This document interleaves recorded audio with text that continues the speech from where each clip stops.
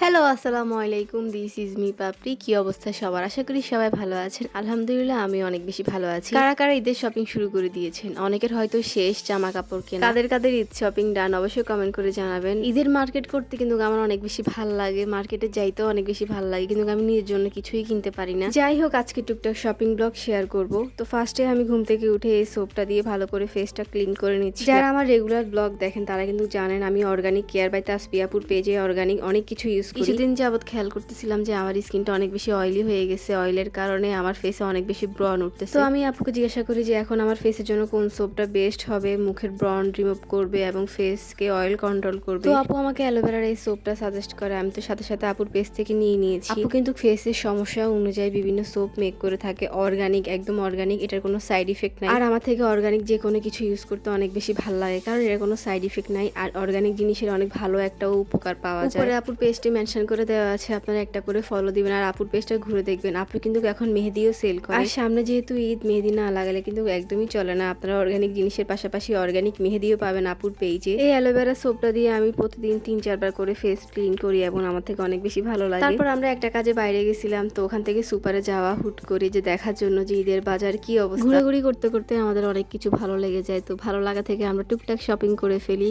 তারপরে বাসে চলে আসি। আর বাসে এসে দেখাচ্ছিলাম সবাইকে যে কি কি কিনছি। এটা দেখানোর মজাটাই আলাদা। তো ইফতারের সময় ঘনিয়ে আসতেছে, তো টুকটাক একটু হেল্প করতেছিলাম। আর ইফতার খাওয়ার পর একদম লড়তে ইচ্ছা করে না, এত বেশি ক্লান্ত হয়ে যায়। ক্লান্তি দূর করতে 1 কাপ চা খেলাম, আর চাটা অনেক বেশি মজা ছিল। তারপর আমি ইফতির সাথে দুষ্টামি করতেছিলাম। তারপরের দিন সন্ধ্যাবেলা বের হয়েছি শপিং করতে, আর এত বেশি জ্যাম ছিল, মানে ওদিন এত মানুষ ছিল, মানে আইয়াম তো পুরাই অবাক। আর অবাক হওয়ার কিছু নাই, ঈদের মার্কেট বলে কথা, সবাই তো সুপারে আসবে, আমি নিজেও আসছি। আর এদিকে সবার কেনাকাটা একদমই ডান, শুধু আমি বাকি। কেন জানি আমার কিছুই ভালো লাগে না, আমি শুধু ঘুরতেছিলাম আর ঘুরতেছিলাম। ঘুরতে ঘুরতে আমি নিজেই ঘুরি। আর ওদিন অনেক বেশি গরম ছিল, তো আমার মাথা ঠান্ডা করতে আমার আম্মু বলতেছে একটা জুস খা, জুস খায় মাথা ঠান্ডা কর। তারপর জুস খেলাম, এটা মোটামুটি মজা ছিল। তারপর বাসায় চলে আসলাম, কেনাকাটা আমার আর হলো না। যাই হোক, আজকের ভিডিও এই পর্যন্ত। সবাই ভালো থাকবেন, সবাইকে আল্লাহ হাফেজ, আসসালামু আলাইকুম, ঈদ মোবারক।